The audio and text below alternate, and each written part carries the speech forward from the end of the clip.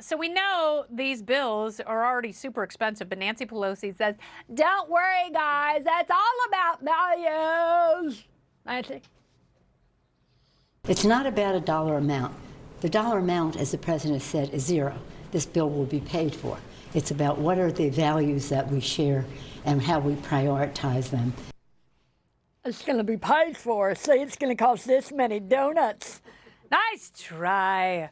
Republicans, they aren't buying it. They have these radical left-wing nutcases who basically want it to be $7 trillion, not $3.5 trillion, and they think $3.5 trillion is a compromise. Joe Biden wasn't elected because he was Joe Biden. He was elected as a vessel, right? He's there because he became sort of an instrument for the far left that now dominates the Democratic Party to pursue their agenda. So are Pelosi's so-called values worth more than potentially blowing up the economy long-term? Here to break down, Fox News contributor and professor of business and finance at the King's College here in Manhattan, Brian Bredenberg. This is Brianomics. So walk us through some of this spending. You know, not just the infrastructure bill, because progressives are saying essentially everything is infrastructure. You know, caring about the climate is infrastructure. Breastfeeding, chest feeding from birthing persons, that's infrastructure. You know, digging a grave for grandma, infrastructure. Your thoughts, Brian? Well, Kennedy, look, let's start with the number, okay? 3.5 trillion isn't the number. When Marco Rubio said 7 trillion, he's much closer to the truth. When you add up all the numbers here and you're honest about it and you get rid of the accounting gimmicks, this is a $5.5 trillion spending bill, okay? About 2 trillion of that is the pay for. Okay, so you do the math on the difference there. That's the addition to our national debt. So Nancy Pelosi's zero is about as fictional as a number can be in Washington, D.C. It's going to cost a ton in terms of debt, but it's going to cost a ton in terms of the economy. This is an inflation acceleration bill. Let's just be very clear. Inflation is the biggest economic problem we have in this country right now, and this bill will accelerate it. That's the truth of this thing, which is why Manchin and Sinema are saying, I don't want to sign on. Not good for the economy, not good for me. Yeah, and they also, you know, he's from a red state. She's from a purple state that she wants to turn to her particular shade of blue. And they both have to be smart about this. It is so much easier to be a commie progressive and just throw out wish lists to everybody and promise a lifetime of dependency for anyone who will get on board.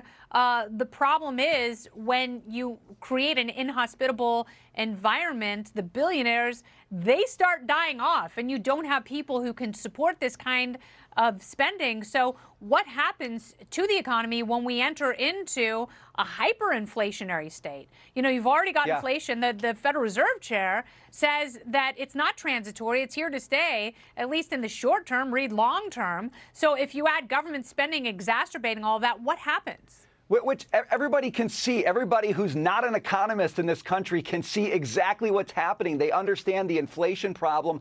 They are businesses, they're families. They're having a hard time affording the things to make their life work. Here's the problem, Kennedy. I want to make this point because Manchin threw out that $1.5 trillion number. He said, that's my top line number. Here's what can happen with that, and here's how this could get bad, even though the number's lower. He says that number. Democrats say, OK.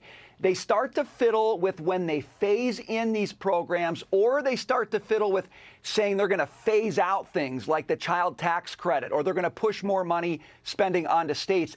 They can get to that $1.5 trillion number just by changing the accounting gimmickry. The economic result is the same, though. We end up with an entitlement state that we can't afford. So watch the numbers here, watch what he says, and then watch Democrats get down to that number because they know they can still stick all of the entitlement state into that program, and we end up with the economy killer, the creativity killer, the entrepreneurship killer that you just talked about. Yeah, and people in 5 or 10 years are going to be looking around going, why aren't we innovating? Why aren't we the ones coming up with cancer treatments? Why aren't our kids the ones who are getting these great STEM jobs?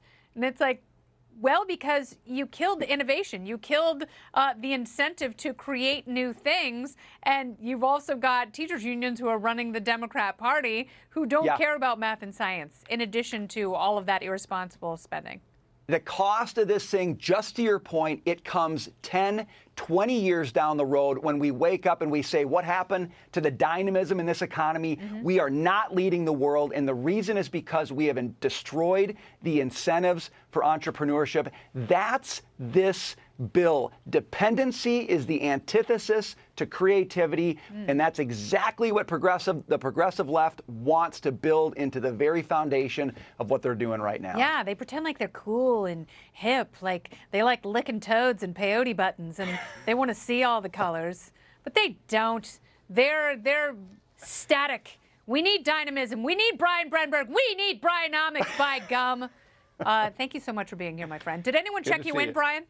I just got checked in right now. Perfect. All right, we're cooking with some gas. Thank you, my friend.